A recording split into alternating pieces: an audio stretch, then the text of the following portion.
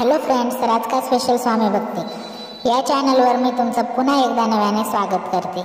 तर आजचा जो आपला व्हिडिओ आहे ते जो कोणी पाहिल त्याला मोठ्या संकटातून स्वामी त्याच्या हाकेला नक्कीच धावून येतील। श्री स्वामी समर्थ। एकेकाळी भगवान शिव आणि माता पार्वती गंगेच्या काठावर एका झाडाखाली एकत्र बसून विश्रांती घेत होते। तेवढ्यात तिथे गाय पोहोचते। भगवान भोलेनाथ गायीला म्हणतात, ही जुन्या काळची कथा ऐकल्याने मनोइच्छित फळ मिळते, त्यामुळे ही कथा अर्धवट ऐकून सोडण्याची चुकी करू नका। ही कथा ऐकल्याने मोठे मोठे दुःख, रोग, गरिबी, कर्ज, पाप सर्व काही जळून जाते आणि रडक्या दुःखी भाग्यात चमत्कार होऊन आपल्या जीवनात सुख समृद्धी येते, हे नक्की आहे। प्रेमळ भक्तांनो, भगवान भोलेनाथ आणि श्री स्वामी समर्थ माऊलींचा चमत्कारी आशीर्वाद प्राप्त करण्यासाठी आत्ताच हा व्हिडिओ लाईक करून कमेंट बॉक्समध्ये सांब, सदाशिव आणि श्री स्वामी समर्थ श्रद्धेने टाईप करा। बघा, तुमच्या सर्व इच्छा पूर्ण होतील। फक्त ही कथा शेवटपर्यंत ऐकत रहा।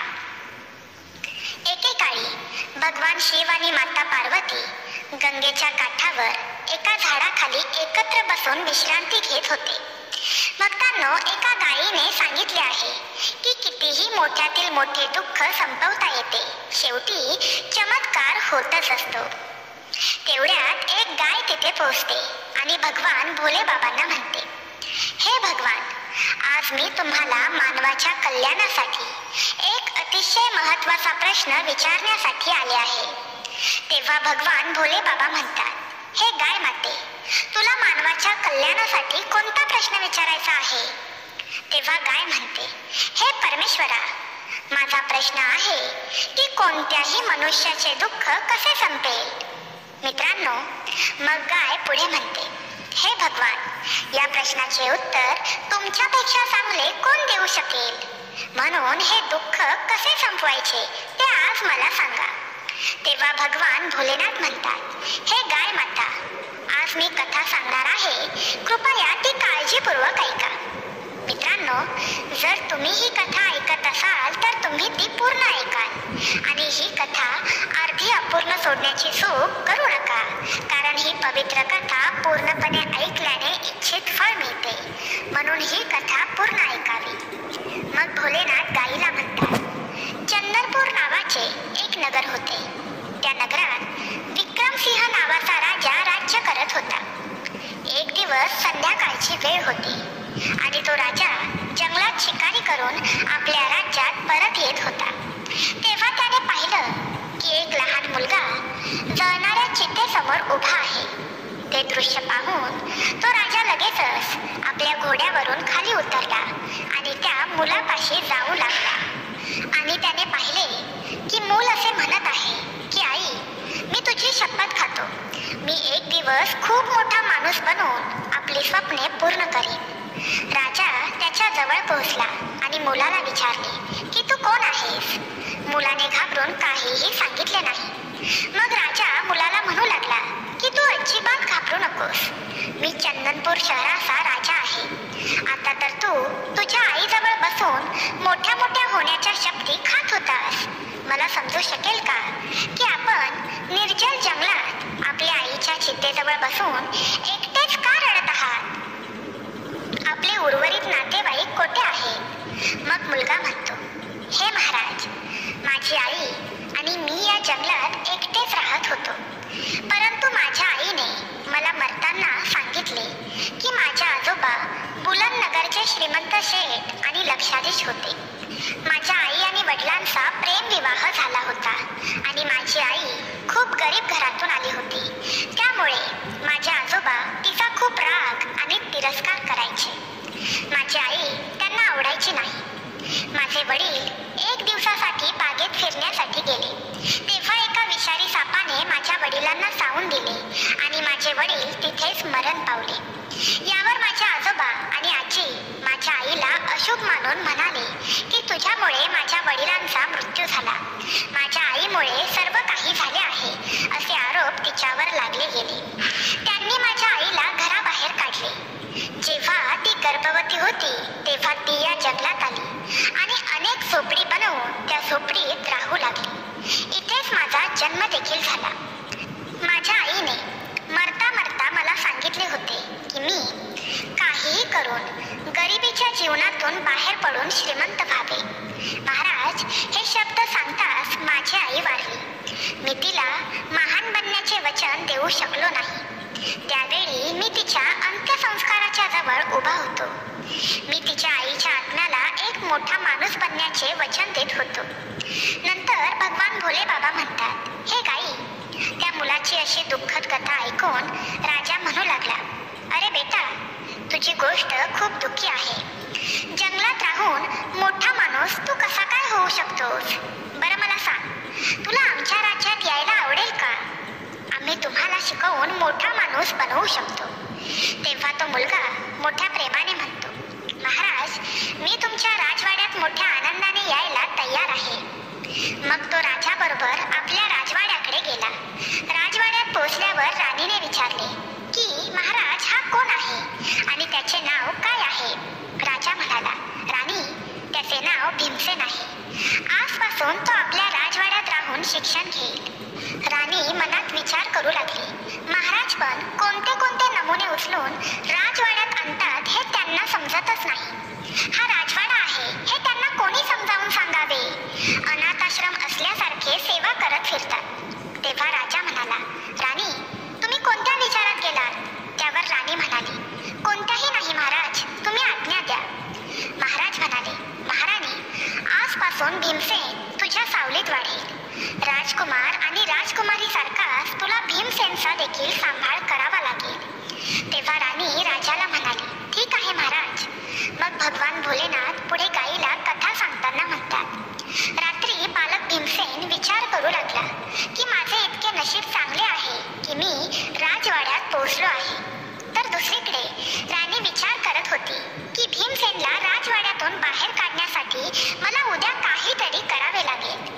ज्या दिवशी राजकुमार आणि राजकन्येला पानांवर जेवण देण्यात आले तेव्हा त्यांना सोन्याच्या पानांवर जेवण देण्यात आले आणि भीमसेनला एका पानावर जेवण देण्यात आले. त्यामुळे भीमसेन रागावला आणि म्हणाला की मी या पानांवर जेवण करणार नाही. राणीने भीमसेनला विचारले की तू पानावर जेवण करणार नाहीस? तर भीमसेन म्हणाला, राणी, मी खाऊ शकतो पण मला हा भेदभाव आवडला नाही, कारण तुम्ही तुम्हाला सोन्याच्या ताटात वाढून घेतले आहे आणि मला एका साध्या पानात वाढले आहे. तेव्हा राणी म्हणाली की तुला राजा महाराजांसारखे जेवण खायचे असेल तर तू खा किंवा नको खाऊ, मला काहीही फरक पडत नाही. भीमसेन म्हणाले की जोपर्यंत मला सोन्याच्या ताटात आदराने जेवण दिले जात नाही तोपर्यंत आम्ही जेवण करणार नाही. यामुळे संतप्त होऊन भीमसेन राजवाडा सोडून त्याच जंगलात परतला जिथे तो पूर्वी होता. जेव्हा राजा राजवाड्यात आला आणि संपूर्ण घटना जाणून घेतली तेव्हा त्याने राणीला विचारले की भीमसेनला सोन्याच्या ताटात जेवण का दिले जात नाही? राणी म्हणाली की तिला भीमसेनची परीक्षा घ्यायची होती, पण तो खूप गर्विष्ठ आणि हुशार असल्याचे निष्पन्न झाले. याशिवाय त्याच्यात विशेष काहीच नाही. तो त्याच्या आयुष्यात काहीही बनू शकणार नाही. राजा म्हणाला, राणी, पानावर त्याला जेवण देऊन त्याची परीक्षा घ्यायची होती, पण तू ते बरोबर केले नाहीस कारण त्याला अपमान वाटला असणार. मला असं वाटतं की आता या रागामुळे त्यांनी हा महाल सोडला नाही पाहिजे. तेव्हा राणी म्हणाली, महाराज, राजवाड्यातील सुख सुविधा सोडून तो कसा जाऊ शकतो? तेव्हा राजाने ताबडतोब महालात भीमसेनचा शोध सुरू केला, पण तो राजवाड्यात कुठेच सापडला नाही. म्हणून राजाला वाटले भीमसेन अरण्यात आपल्या झोपडीत गेला असावा. मी ताबडतोब तिथे जाऊन असह्य मुलाला पुन्हा राजवाड्यात आणायला हवे. राजा घोड्यावर स्वार होऊन जंगलाकडे निघाला. इकडे भीमसेन जेव्हा जंगलात परतले होते तेव्हा गंगा नदीच्या काठी त्रिकुट नावाचे मोठे जंगल होते. त्याला दुसरे टोक नव्हते. तेथे ब्रह्मराशी नावाचे ऋषी राहत होते. तो अतिशय दयाळू होता. जेव्हा जेव्हा एखादा प्रवासी त्या मार्गाने जात असे तेव्हा तो साधू महाराज त्यांना त्यांच्या झोपडीत काही वेळ विश्रांती घेण्याची विनंती करत असत आणि नंतर प्रवास चालू ठेवत असत. ठेवत असत. प्रवासी त्याची विनंती मान्य करून त्याच्या झोपडीत विसावायचे आणि त्यांना नमन करून आपल्या मार्गावर जायचे. अशा प्रकारे साधू महाराज त्या जंगलातून जाणाऱ्या प्रवाशांची सेवा करत असत. या जंगलात भीमसेन नावाचा डाकूही राहत होता.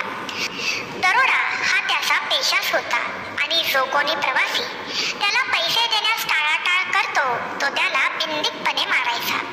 या भीतीमुळे त्या जंगलातून जाण्यापूर्वी लोक 100 वेळा विचार करायचे आणि त्या जंगलात कोणी धाडसाने शिरलेच नाही तरी डाकू भीमसेन त्याला लुटायचा. या प्रकाराने आजूबाजूच्या सर्व गावांमध्ये डाकू भीमसेनची भीती पसरली होती. एके दिवशी गावातील काही लोक जमले आणि त्यांनी डाकू भीमसेनच्या मुक्ती मिळवण्यासाठी योजना आखली. एक जण म्हणाला, भीमसेन, दरोडेखोरांची दहशत दिवसेंदिवस वाढत चालली आहे, त्याचा सामना कसा करायचा? एक जण म्हणाला, बंधू, संघटनेत खूप ताकद आहे, आपण सर्वांनी मिळून हल्ला केला तर कसे होईल? याच्या मदतीने आम्ही त्याला सहज पकडू, मग त्याचा गळा चिरून खून करू. सगळे म्हणाले, तुमची कल्पना खूप चांगली आहे. मग आजच डाकू भीमसेनवर हल्ला करायला का उशीर? मित्रांनो, पुढे कथा सांगताना भगवान भोलेनाथ म्हणाले, हे गाई. त्याच वेळी सर्वजण शस्त्रे घेऊन त्रिकूटच्या जंगलाच्या दिशेने निघाले. जंगलात पोचल्यावर सर्व डाकू भीमसेनला आव्हान देऊ लागले. तू डाकू कुठे लपला आहेस? भीमसेन, बाहेर या. आज तू आम्हाला लुटू शकणार नाहीस. मी तुझं मरण म्हणून आलो आहे. आज तू आम्हा सर्वांपासून सुटू शकणार नाहीस. शिकार करताना झुडपात लपून बसलेल्या दरोडेखोर भीमसेनला हे सर्व दिसले. अनेक लोक त्याच्या विरोधात बोलत होते. त्याला अचानक धक्का बसला. त्याला वाटले की आज जर आपण या जमावाने पकडले तर मला पळून जाणे कठीण होईल. ते त्याला सतत आव्हान देत असताना डाकू भीमसेनला वाटले की हे लोक नक्कीच मला पकडतील. मला इथून दुसरीकडे कुठेतरी लपावे लागेल जेणेकरून मी माझा जीव वाचवू शकेन. हा विचार करून तो शांतपणे तिथून पळून गेला आणि लगेचच त्याला त्या साधूंची झोपडी दिसली. त्याला वाटले की आता आपण या झोपडीत आश्रय घ्यावा. तो झोपडीजवळ पोहोचला. तो खूप धापा टाकत होता. ऋषींनी त्याच्याकडे बघितले आणि म्हणाले, तू कोण आहेस? तेव्हा ऋषी म्हणाले, तू कोण आहेस? तू इतका धावत धावत पळून कुठून आला आहेस? ऋषींनी त्याला विचारलं की तुला मोठा माणूस व्हायचा आहे का? तेव्हा भीमसेन म्हणाला, हो, मला मोठा माणूस व्हायचे आहे, पण समजत नाही हे सर्व मी कसे करू शकतो. तेव्हा साधू म्हणाले, बाळा, तू इकडे राहून मोठा माणूस कसा काय बनू शकतोस? मोठा माणूस बनण्यासाठी बुद्धीची आवश्यकता असते. बुद्धी विद्या ग्रहण केल्याने येते. तेव्हा भीमसेन म्हणाला, परंतु महाराज, मी विद्या कशी प्राप्त करू? माझ्याकडे तर शिक्षणासंदर्भात काहीही नाही. मला कोण शिकवू शकत नाही. त्यावर ऋषी म्हणाले, जर तुला खऱ्या मनाने शिक्षण घ्यायचे असेल तर माझ्या आश्रमात राहून तुम्ही ज्ञान मिळवू शकता. भीमसेनने कसा तरी त्रासलेला श्वास रोखला आणि तो बोलू लागला, साधू बाबा, मला काही माणसं मारण्यासाठी जंगलात शोधत आहे. त्यावर साधू म्हणाले, बेटा, तू झोपडीत जा आणि तिथे जाऊन बस. साधूंचे हे बोलणे ऐकून भीमसेन आतमध्ये झोपडीत जाऊन बसला. क्षणातच भीमसेनला शोधण्यासाठी माणसांची गर्दी साधूंच्या झोपडीजवळ येऊन पोहोचली आणि ती सर्व माणसं साधू महाराजांना विचारू लागली की बाबा, तुम्ही एखाद्या मनुष्याला इथून पळ काढताना पाहिले आहे का? तुम्ही कोणत्या माणसाबद्दल बोलत आहात? ते सर्व म्हणाले, साधू महात्माजी, आम्ही डाकू भीमसेन बद्दल बोलतोय. साधू बाबा, त्याने निष्पाप आणि निराधार लोकांना लुटले. तेव्हा ते साधू बाबा म्हणाले, तुम्ही काय म्हणत आहात? हो साधू, आम्ही खरं बोलत आहोत आणि मोका भेटल्यावर भीमसेन कित्येक लोकांची हत्या देखील करतो. तेव्हा साधू बाबा म्हणाले, काय तुम्हाला भीमसेनला मारायचे आहे? पण तो कधीच गंगा नदीमध्ये पडून मृत्यू पावला आहे. तेव्हा ती माणसं बोलू लागली की साधू, तुम्ही खरे बोलत आहात. तेव्हा साधू म्हणाले, हो भावांनो, माझ्या म्हणण्यावर विश्वास ठेवा आणि तुम्ही सर्वजण आपापल्या घरी परत जा. भीमसेन लपलेल्या झोपडीतील खिडकीतून हे सर्व पाहत होता आणि विचार करत होता की आज साधू बाबांमुळे त्याचा जीव वाचला. साधूंचा ही लोक खूप आदर करतात आणि त्यांच्यावर विश्वास ठेवून मला मारायला आलेली माणसं तिथूनच निघून गेली. लोक निघून गेल्यानंतर डाकू झोपडीतून बाहेर आला आणि साधू बाबांना विचारू लागला, साधू, तुम्ही माझ्या झोपडीत त्या लोकांशी खोटे का बोललात? तेव्हा साधू म्हणाला की मी त्यांच्याशी खोटं बोललो. तुझ्या आतील डाकू मृत्यू पावला आहे, म्हणूनच तू घाबरून माझ्या झोपडीपर्यंत येऊन पोहोचलास.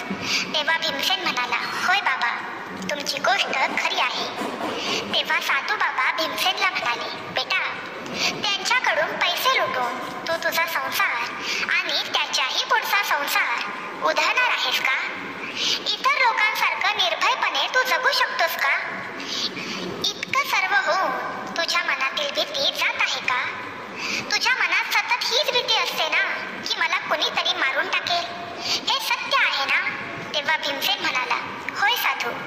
थोडा विचार केल्यानंतर भीमसेन साधू बाबांना म्हणाला, साधू महाराज, तुमच्या बोलण्याने माझे डोळे उघडले आहेत. मलाही इतर लोकांसारखे निर्भयपणे जगायचे आहे. कृपया मला काही उपाय सांगा ज्याने लोक तुमच्यासारखा माझाही आदर करतील. साधू बाबा, मी वचन देतो की तुम्ही मला जे काही काम करायला सांगाल ते मी नक्की करेन आणि मनापासून करेन. बाबा म्हणाले, असे आहे तर मग तुम्ही माझ्या मागे या. तेव्हा भगवान भोलेनाथ म्हणाले, हे गाय माता. तेव्हा तेथे असलेल्या साधू बाबांनी भीमसेनला घेऊन एका डोंगरावर निघून गेले. डोंगराच्या पायथ्याशी आल्यावर साधू महाराज म्हणाले, भीमसेन, हे 2 दगड डोक्यावर घेऊन माझ्या मागे चल. भीमसेन म्हणाले, ठीक आहे साधू बाबा. असे बोलून भीमसेन यांनी ते दोन्ही दगड उचलले आणि साधू बाबांच्या मागे चालू लागला. काही पावलं चालल्यावर भीमसेन थकू लागला. तेव्हा साधूंनी त्याला विचारले, काय झाले? तेव्हा भीमसेन म्हणाला की साधू महाराज, हे दगड खूप वजन आहे. तेव्हा साधूंनी त्यांना एक दगड फेकायला लावला आणि भीमसेनने लगेचच एक दगड फेकून दिला आणि पुन्हा साधूंच्या मागे चालू लागला. काही अंतर गेल्यावर भीमसेन म्हणाला, साधू बाबा, हा एक दगडही कमी जड नाही.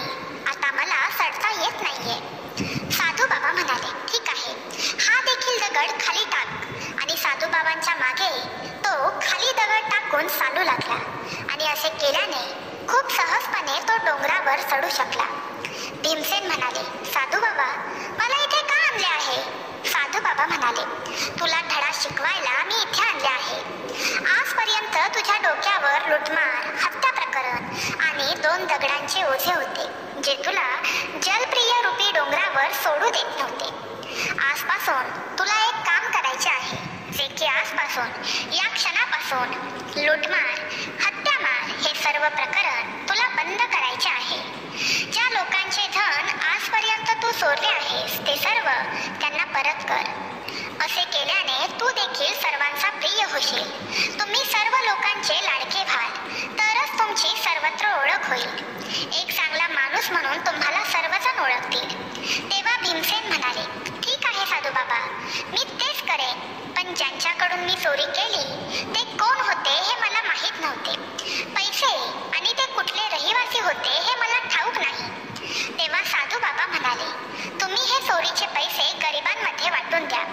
भीमसेन म्हणाले, ठीक आहे साधू बाबा, मी तेच करेन. भीमसेनने तेच केले आणि तो त्याचा वेश बदलून शहरात निघून गेला. सोबत आणलेल्या धनाला त्याने गरिबांमध्ये आणि गरजू लोकांना वाटून टाकले.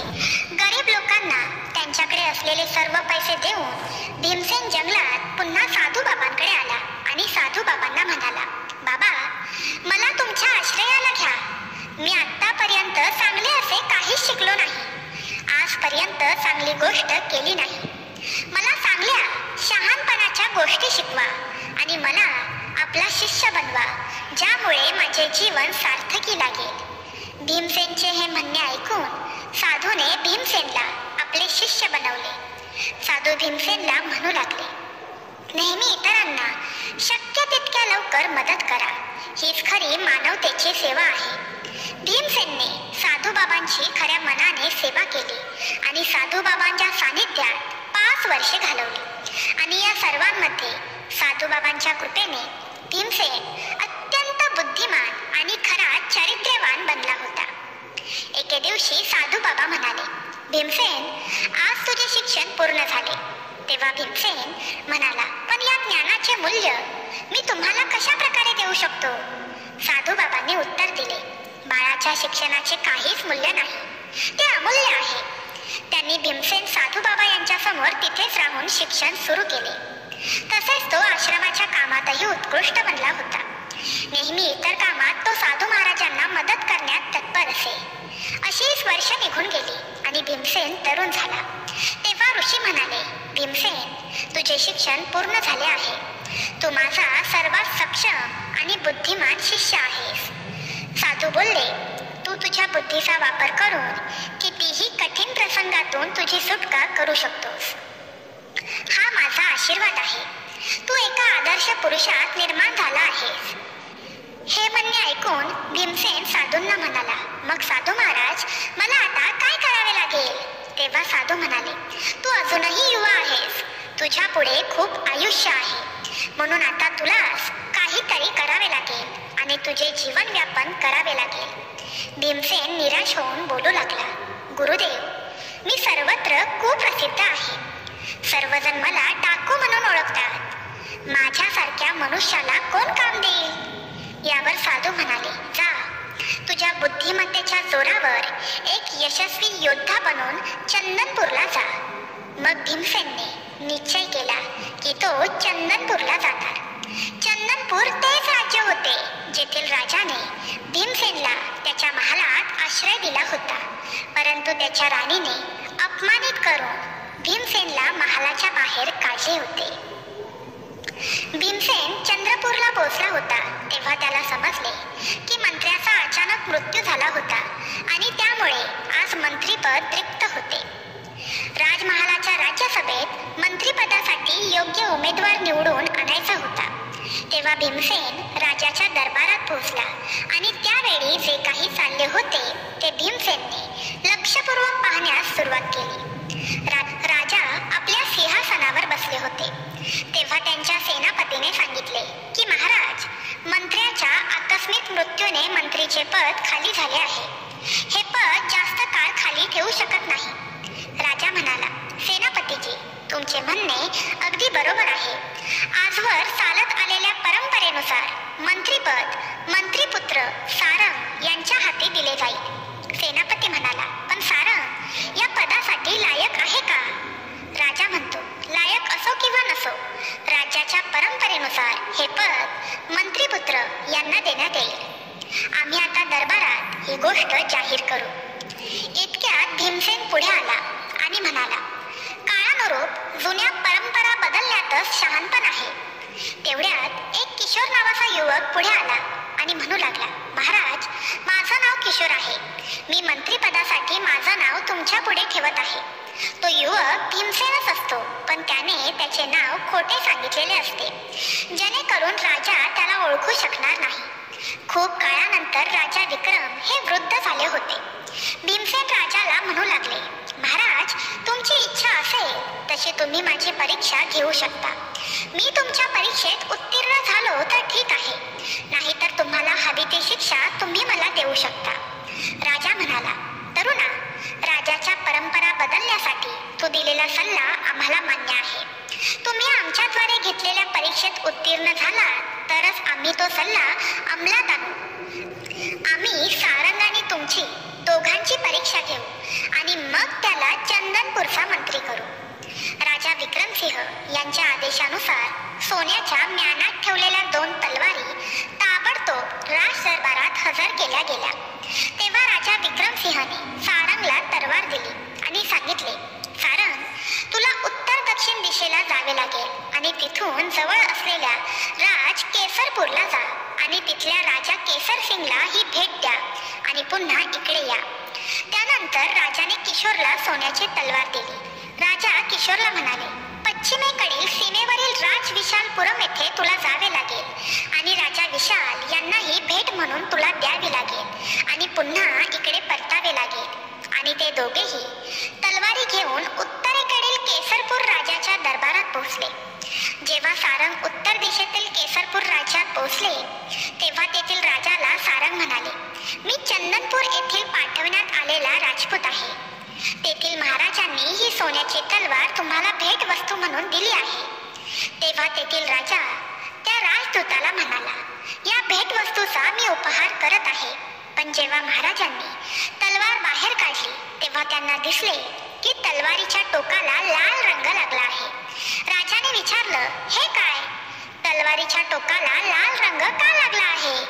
या लाल रंगाचा अर्थ काय आहे आणि हे असे मला का पाठवले आहे?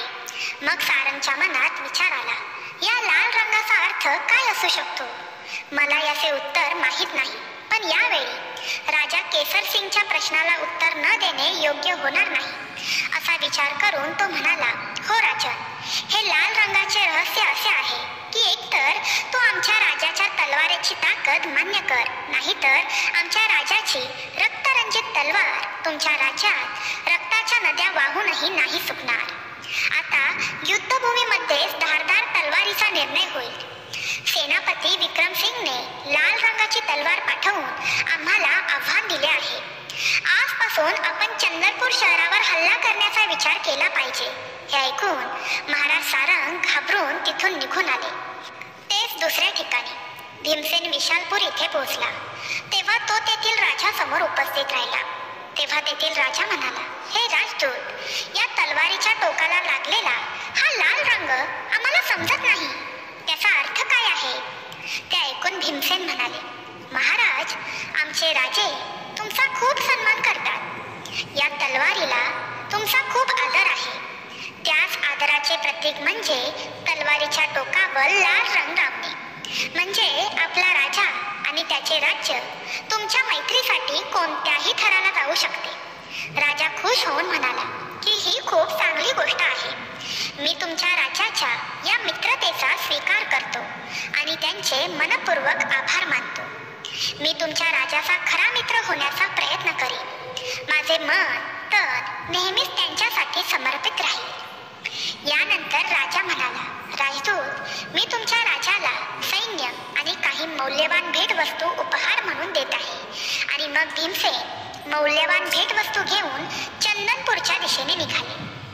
इथे केसरपूरच्या नगराने या राज्यावर युद्ध चालू केले होते.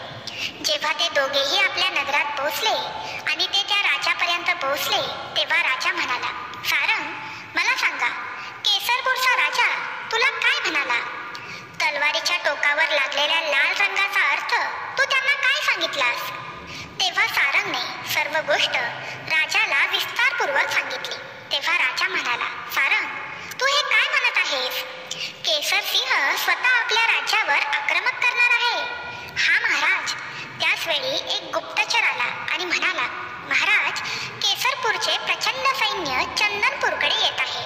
आता आपले काय होईल महाराज? आपल्याकडे तेवढी सेनाही नाही जी त्यांच्याशी युद्ध करेल.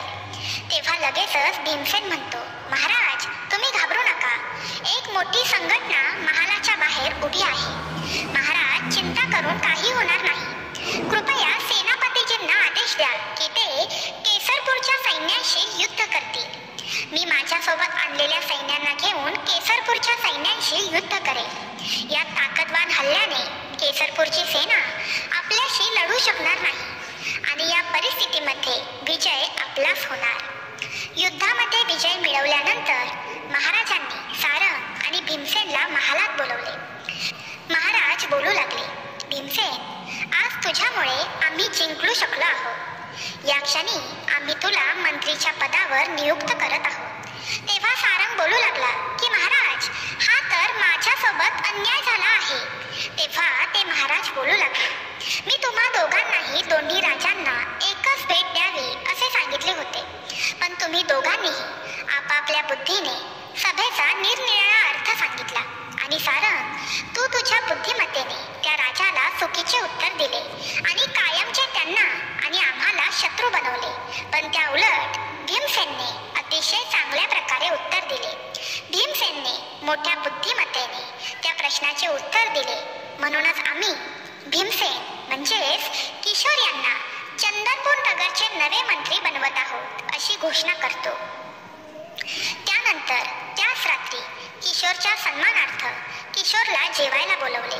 महाराणीने स्वतः किशोरला आपल्या हातांनी जेवण वाढले. तेव्हा किशोर बोलू लागला, मला क्षमा करा महाराज, पण मी चांदीच्या ताटात जेवण्याऐवजी सोन्याच्या ताटात जेवणे पसंत करेन. तेव्हा महाराणी म्हणाली, ठीक आहे, भीमसेनला सोन्याच्या ताटात जेवण दिले जाईल याची आम्ही व्यवस्था करू. जेव्हा सोन्याच्या ताटात भीमसेनला वाढले गेले तेव्हा ते बोलू लागले, हे पहा महाराणी, तो दिवस आलाच ज्या दिवशी तुम्ही एका गोष्टीसाठी नकार दिला होता. राणीने विचारले, मंत्री तुम्ही काय बोलत आहात? मंत्र्याने उत्तर दिले, महाराणीजी, तुम्ही आठवण्याचा प्रयत्न करा. तुम्ही 20 वर्षांपूर्वी भीमसेन नावाच्या मुलाला सोन्याच्या ताटावर जेवण वाढण्यावरून हकलवून दिले होते. त्यावर राणी म्हणाली, हो, मला आठवते की त्या जाड मुलाने अन्न खाण्यास नकार दिला होता आणि तो बोलला होता की जेव्हा मला सोन्याच्या ताटात वाढले जाईल तेव्हाच मी जेवण करेन. मग लगेचच महाराणी म्हणाली, पण तुम्हाला या सर्व गोष्टी कशा माहिती? तेव्हा भीमसेन म्हणाला, महाराणी, मी तोच लहान बालक आहे ज्याला तुम्ही हकलवून दिले होते. तेव्हा विक्रमसिंह राणीला म्हणाले, हे बघ राणी, ज्याला तू गर्विष्ठ समजत होतीस तोच आजचा मंत्री आहे. तेव्हा भीमसेन राजाला म्हणाला, महाराज, जर त्या वेळेला महाराणीने माझा तसा अपमान केला नसता तर माझ्या मनात खूप मोठे होण्याची इच्छा जागृत झाली नसती. मी कधीच बुद्धिमान व्यक्ती बनू शकलो नसतो. माझ्यावर तर महाराणीचे उपकारच आहे. या प्रकारे मंत्रीने कुशलतापूर्वक मंत्र्याचे पद सांभाळले. यानंतर रोज एक पत्र विक्रमसिंहाने भीमसेनाला दिले आणि सांगितले, तुम्ही त्या उदंबर राज्यात जा, कारण त्या राज्यात चोरी खूप वाढली आहे. कारण तिथल्या राजाने मला ते पत्र लिहून दिले आहे. कृपया तुम्ही तुमच्या विवेक बुद्धीने तेथील चोरीचे प्रमाण पूर्णपणे थांबवा. आणि मग लगेच भीमसेन घोड्यावर बसून उधमपूरच्या दिशेने निघाला. दिवस रात्र चालल्यानंतर तो राजा शशिकांत सिंह यांच्यापर्यंत पोहोचला आणि राजाला बोलला, राजा विक्रमसिंहने हे पत्र तुमच्याकडे पाठवले आहे. तेव्हा राजा म्हणाला, अच्छा, राजा विक्रमसिंहाने तुला मदतीसाठी माझ्याकडे पाठवले आहे. भीमसेनकडून पत्र घेऊन राजाने ते पत्र वाचले, ज्याच्यामध्ये लिहिले होते की पत्र घेऊन जो व्यक्ती तुझ्याकडे आला आहे तो गेले 5 वर्ष माझ्याकडे मंत्रीपदावर आहे. माझ्याकडे 5 वर्ष घालवल्यानंतर त्याचे मन पूर्णपणे साफ झाले आहे. माझ्या शिक्षणामुळे त्याची बुद्धी पूर्णपणे तीव्र झाली आहे. यामुळे मला असे वाटते की तुम्ही त्यांना एखाद्या महत्त्वाच्या पदावर नियुक्त करणे योग्य होईल. हे सर्व वाचून तो राजा पूर्णपणे विचारात गेला. हा मनुष्य एकेवेळी डाकू होता आणि त्यानंतर तो राजा बनला आहे. काय याला महत्त्वाच्या पदावर नियुक्त करणे योग्य ठरेल? नंतर कथा पुढे सांगताना भगवान भोलेनाथ म्हणाले, हे काय माता? मग त्यांच्या मनात दुसरा विचार आला की या माणसाने भूतकाळात काहीही केले असेल, परंतु जेव्हा राजा विक्रमसिंह यांच्यासारख्या अनुभवी राजाने हे सर्व सांगितले असेल तर निश्चितच हे खरे आहे. हा नक्कीच बुद्धिमान असेल. आणि असा विचार मनात येताच तो राजा भीमसेनला म्हणू लागला, तुझे नाव काय आहे? तेव्हा त्याने उत्तर दिले की होय महाराज, माझे नाव भीमसेन आहे. तेव्हा तो राजा भीमसेनला म्हणाला की आजपासून आम्ही तुला विशेष सल्लागार म्हणून तुझी नियुक्ती करत आहोत. तेव्हा भीमसेन म्हणाला, महाराज, मी तर खूप नशीबवान आहे. त्या दिवशी राजा शशिकांत भीमसेनसह राज दरबारात पोहोचले आणि त्यांना म्हणाले, भीमसेन, आजपासून तुम्ही इकडे बसणार आहात. भीमसेनने त्यांची जागा घेतली होती. तेवढ्यातच काही लोक त्यांची तक्रार घेऊन दरबारात आले. त्यांच्यामध्ये 3 पुरुष आणि 1 वृद्ध महिला होती. एक पुरुष पुढे येऊन महाराजांना म्हणाले, महाराज, या वृद्ध महिलेने आमचे सर्व पैसे हडप केले आहेत. कृपया आम्हाला न्याय द्या आणि आमचे पैसे परत द्या. महाराज म्हणाले, आधी सर्व तपशील सांगा, मगच आपण निर्णय ऐकून घेऊ. त्यावर ती म्हातारी पुढे आली आणि म्हणाली, महाराज, हे तिघेही खोटं बोलत आहे. तेव्हा म्हाताऱ्या बाईने आपली गोष्ट सांगितली आणि म्हणाली, महाराज, हे 4 व्यापारी तुमच्या राज्यात व्यवसाय करण्यासाठी आले होते आणि इथे त्यांना भरपूर नफा मिळाला होता. कथा सांगताना म्हातारी म्हणू लागली की एके दिवशी हे 4घे जण धन घेऊन माझ्याकडे आले आणि मला म्हणू लागले की आमच्यापैकी कोणी पैसे मागितले तर ते देऊ नका. आम्ही या राज्यात नवीन आहोत आणि आमच्याकडे खूप सारे धन आहे. तुम्ही आमच्या धनाची रक्षा करा. तेव्हा त्या म्हाताऱ्या बाईने त्यांना प्रश्न विचारला की हे धन मी कशा प्रकारे घेऊ. तेव्हा ती लोक म्हणाली, आम्ही या धनाला तुमच्या जमिनीत गाडून टाकू आणि ज्या दिवशी आम्ही सर्वजण येऊन तुझ्याकडे हे धन मागू तेव्हाच हे सर्व धन तू आम्हाला परत काढून दे. पण आमच्यापैकी कोणी एकही जण तुझ्याकडे येऊन धन मागू लागला तर तू त्यांना काहीही देऊ नकोस. तेव्हा ती म्हातारी म्हणाली, हे तर खूप सोपं आहे, पण या सर्वात मला काय भेटणार. त्यावर ते म्हणाले की म्हातारी आई, या बदल्यात आम्ही देखील तुला धन देऊ. तेव्हा त्या म्हातारीने त्यांना उत्तर दिले की हे पोरांनो, मला तुमची गोष्ट मंजूर आहे. तेव्हा त्या मुलांनी तिचे घर खोदायला सुरुवात केली. तेव्हा त्या घरात बरेच सोने सापडले. मग त्या लोकांनी त्यांच्याही धनाला तिथेच गाडून टाकले. तेव्हा ते 4 पुरुष त्या म्हातारीला म्हणाले की हे म्हातारी आई, आम्ही रोज संध्याकाळी तुझ्याकडे जेवायला येऊ. मग ते 4 पुरुष जेव्हा रोज संध्याकाळी त्या म्हातारीकडे जेवण करायला येत असत तेव्हा त्या म्हातारीला विचारत असत, आमचे सर्व धन सुरक्षित तर आहे ना. तेव्हा ती म्हातारी आई त्यांना सांगत असे, तुमचे धन पूर्णपणे सुरक्षित आहे. एके दिवशी त्या 4ही व्यापाऱ्यांनी त्या म्हातारीच्या घरात जाऊन खजिना खोदला, पण तो पैसा तसाच शिल्लक होता. आता त्यांना त्या म्हातारीच्या प्रामाणिकपणाबद्दल कोणतीही शंका नव्हती. मग त्या 4 पुरुषांनी त्या म्हातारीच्या प्रामाणिकपणावर प्रसन्न होऊन म्हातारीला 4 ते 5 सुवर्ण मुद्रा दिल्या आणि तिला म्हणाले की हे म्हातारी आई, या मुद्रा तुझ्याकडे ठेवून घे, नक्कीच तुला कामाला येतील. त्यावर त्या सुवर्ण मुद्रा स्वीकारून त्या म्हातारीने त्यांना भरपूर आशीर्वाद दिला. पण त्या चौघांपैकी त्यावेळेला एकामध्ये लालच जन्माला आली. त्याच्या मनात विचार आला की जर त्याने म्हातारी आईला फसवून सर्व पैसे हडप करू शकला तर त्याचे आयुष्य बिना मेहनत करता खूप आनंदाने जाईल. एक दिवस ते 4ही व्यापारी घराबाहेर एका झाडाखाली बसून खेळ खेळत होते.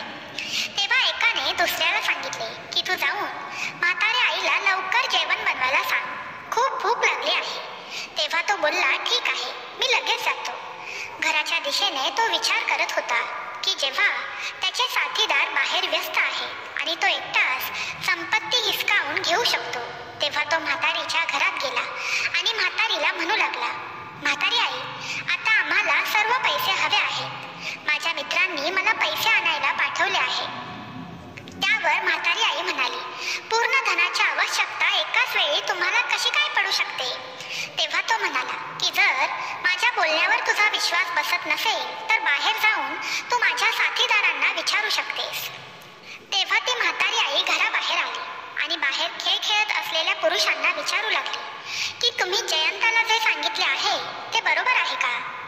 तेव्हा सर्वांनी उत्तर दिले की हा म्हातारी आई बरोबर आहे, पण लवकर कर. तेव्हा म्हातारी आतमध्ये आली आणि त्या पुरुषांना म्हणू लागली की तुझे साथीदार देखील तुझ्या बोलण्याचे समर्थन करत आहे. तेव्हा म्हातारी म्हणाली की ठीक आहे, तू हा खड्डा खोदून खोदून धन काढू शकतोस आणि आपले पैसे घेऊ शकतोस. तेव्हा तो व्यक्ती म्हणाला, जसा विचार मी केला होता अगदी तसेच झाले. आणि त्याने जोरजोरात खड्डा खणायला सुरुवात केली. मोठ्या मेहनतीने त्याने तो खड्डा खणला आणि 2 मोठमोठ्या गोणी धन काढून भरल्या गेल्या. यानंतर तो म्हातारीला म्हणाला, म्हातारी आई, तू जरा तांब्या भरून पाणी घेऊन ये, मला खूप तहान लागली आहे. तेव्हा म्हातारी आई पाणी आणायला गेली. तेवढ्यात तो पैसे आणि धन घेऊन घराबाहेर पडला. अंगणात एक घोडा उभा होता. त्याच्या पाठीवर लादून तो लगेचच तिथून पळून गेला. तर बाहेर खेळ खेळत असलेले त्याचे मित्र एकमेकांना विचारू लागले की आपला मित्र अजून बाहेर कसा काय आला नाही. तेव्हा ते एकमेकांना म्हणू लागले की आतापर्यंत जेवणही तयार झालं असेल, आपण आतमध्ये जाऊया. ते तिघा आतमध्ये गेले आणि म्हातारीला म्हणू लागले की म्हातारी आई, जेवण तयार झालं का. आम्ही तर खूप आधीच आमच्या मित्राला आमच्यासाठी जेवण करायला सांगितले होते. तेव्हा म्हातारी म्हणाली, अरे, त्या व्यक्तीने तर मला काहीच सांगितले नाही. तो व्यक्ती सर्व धन आणि पैसे घेऊन केव्हाच तुमच्याकडे निघून गेला आहे. आणि पुन्हा त्या म्हातारीला रागारागात विचारू लागले की तू त्या एकट्याला सर्व धन का देऊन टाकलेस. तेव्हा ती म्हणाली, अरे म्हणूनच तर मी तुम्हाला विचारण्यासाठी बाहेर आले होते. तेव्हा तुम्ही बोललात की थोडं लवकर कर. तेव्हा ते पुरुष बोलू लागले, हो बरोबर आहे, आम्ही तुला जेवण लवकर कर असं बोललो होतो. तेव्हा म्हातारी म्हणाली, तुमच्या मित्रांनी तुम्हाला धोका दिला आहे. म्हातारीने कथा पूर्ण करताना राजाला सांगितले की राजा, हीच आहे खरी कहाणी. म्हातारी राजाला म्हणू लागली की राजा, आता तुम्हीच सांगा, या संपूर्ण घटनेमध्ये माझा काय दोष आहे. तेव्हा ते तीनही पुरुष राजाला म्हणू लागले की महाराज, ही म्हातारी खोटं बोलत आहे. तिला नक्कीच माहित आहे की आमचा मित्र धन घेऊन कुठे गेला आहे. महाराज, आमच्यावर कृपा करा आणि या म्हातारीला आमचे सर्व धन परत करण्याची विनंती करा. ही घटना ऐकून महाराज देखील विचारात पडले आणि बोलू लागले, ही तर खूप विचित्र घटना आहे. आता हे लोक कशा प्रकारे हे सर्व सांभाळतील हा विचार करून तेथील राजाने ठरवले की ही अडचण भीमसेनला मी सांगतो, त्यामुळे त्याची बुद्धी कितपत काम करते हे देखील मला समजेल. मग राजा भीमसेनला म्हणाला, भीमसेन, तुम्ही या लोकांची अडचण सोडवू शकता का. तेव्हा भीमसेनने उत्तर दिले, अवश्य महाराज. तेव्हा भीमसेनने त्या म्हाताऱ्या बाईला विचारले, म्हाताऱ्या बाई, 4 व्यापारी तुमच्याकडे पैसे ठेवायला आले होते, तेव्हा त्यांनी तुम्हाला काय सांगितले होते. तेव्हा म्हातारी म्हणाली, होय, त्यांनी मला असे सांगितले होते की जेव्हा आम्ही सर्वजण एकत्र येऊ तेव्हाच आम्हाला हे सर्व धन तू देऊ शकतेस. आमच्यातील कोणीही एकटा आल्यावर तू त्यांना धन देऊ नकोस असे त्यांनी मला सांगितले होते, असे म्हातारीने भीमसेनला उत्तर दिले. तेव्हा भीमसेनने त्या 4 पुरुषांना विचारलं की म्हातारी आई जे सांगत आहे ते खरे आहे का. तेव्हा ते पुरुष म्हणाले की म्हातारी जे सांगत आहे ते खरे आहे, यावर आम्हाला शंका नाही. पण तिने आम्हाला न विचारता आमच्या 4थ्या साथीदाराला सर्व काही देऊन टाकले, हीच आमची तक्रार आहे. आम्ही म्हातारी आईला सांगितलं होतं की आम्ही 4 जण येऊ तेव्हाच धन दे. जर आमच्यातील कोणी एकटाही आला तर त्यांच्या हाती धन देऊ नकोस. तरीही म्हातारी आईने चुकीचे केले. तेव्हा भीमसेन म्हणाला, त्याच प्रकारे जेव्हा तुम्ही 4घे जण येऊन या म्हातारी आईकडे धन मागाल तेव्हाच तुम्हाला ती धन देईल, अन्यथा नाही. भीमसेन म्हणाले, तुम्ही या म्हाताऱ्या आईला इकडे का घेऊन आला आहात. तुम्ही तुमच्या 4थ्या साथीदाराला इकडे घेऊन या, तेव्हाच या म्हाताऱ्या आईला तुम्ही जाब विचारू शकता. पहिलं तर 4थ्या साथीदाराला घेऊन या आणि मग तुमचे धन त्या म्हातारीकडे मागा. मग तेव्हा जर म्हातारीने तुम्हाला तुमचे धन परत दिले नाही तर मग तुम्ही तिला दोषी ठरवू शकता. तेव्हा ते तीनही पुरुष विचार करू लागले की या व्यक्तीने तर आपल्याच शब्दांमध्ये आपल्याला अडकवले आहे, तेही खूप चांगल्या प्रकारे बुद्धिमत्ता वापरून. तेव्हा ती म्हातारी आई म्हणू लागली की बाळा, तू खूप चांगला निर्णय घेतला आहेस, तुला दीर्घ आयुष्य लाभो. मग ते व्यापारी मान खाली घालून तेथून जायला निघाले. तेव्हा भीमसेन म्हणाला, थांबा, मला तुमच्या तिघांच्या मेहनतीवर संशय येतोय. कोणी आपल्या मेहनतीने कमावलेले धन दुसऱ्यांच्या घरी ठेवेल तरी कसे. तुम्ही मला खरे खरे सांगा, हे धन तुम्हाला कुठून मिळाले. तेव्हा ते तीनही पुरुष सांगू लागले की हे धन आम्ही व्यापार करून मिळवले आहे. तेव्हा महाराज म्हणाले, खरं खरं सांगा, नाहीतर आज तुमचे खरे नाही. तेव्हा ते पुरुष बोलू लागले की नाही महाराज, आम्ही खरे बोलत आहोत. तेव्हा भीमराज म्हणाले की यांच्याकडून खरे वगळण्यासाठी पोलिसांना बोलवण्यात यावे, जेणेकरून हे खरे सांगतील. हे ऐकता क्षणी त्या तीनही पुरुषांनी खरे सांगण्यास सुरुवात केली आणि बोलू लागले की महाराज, आमचा चोरी करण्याचा 4 जणांचा गट होता. जे धन आमचा 4था साथीदार घेऊन फरार आहे ते धन एक चोरी करूनच एकत्र केले गेले होते. तेव्हा महाराज बोलू लागले, आता तर तुम्ही चोर निघालात. तेव्हा त्या पुरुषांनी देखील ते मान्य केले. भगवान भोलेनाथ गायीला कथा सांगताना बोलतात, हे गाय. मग त्या राजाने त्याच्या सैनिकांना आदेश दिला की या चोरांना जेलमध्ये टाकण्यात यावे आणि त्या वृद्ध म्हातारीला सन्मानाने राजमहालातून बाहेर जाऊ द्यावे. महाराज भीमसेनला म्हणाले की भीमसेन, तू खऱ्या प्रकारे परीक्षा जिंकला आहेस. आम्ही तुमची विशेष सल्लागार म्हणून नियुक्ती केली, हे योग्य केले. आम्ही तुम्हाला आमचे विशेष सल्लागार बनवून दाखवले त्या दिवसापासून राजा शशिकांत सिंह हे सर्व काम भीमसेनचा सल्ला घेऊनच करत असत। भगवान शिव आपली कथा अशा प्रकारे संपवतात। मित्रांनो, ही कथा तुम्हाला आवडली असेल तर कमेंट बॉक्समध्ये हर हर महादेव लिहा। चॅनलला आणि आजचा व्हिडिओ कथा कशी वाटली हे कमेंट बॉक्समध्ये सांगायला अजिबातच विसरू नका। आणि हो, बेल आयकन प्रेस करायला सुद्धा विसरू नका। बेल आयकन प्रेस केल्यावर तुम्हाला आपल्या या व्हिडिओचं नोटिफिकेशन येईल आणि नोटिफिकेशन आल्या तुम्हाला व्हिडिओ लगेचच पाहता येईल। तर मित्रांनो, व्हिडिओ आवडला असेल तर लाईक करा, शेअर करा आणि नवीन असाल तर आपल्या ह्या चॅनलला सबस्क्राईब करा। तर भेटूया उद्याच्या व्हिडिओमध्ये नवीन विषय आणि नवीन व्हिडिओ घेऊन। तोपर्यंत बाय बाय। श्री स्वामी समर्थ।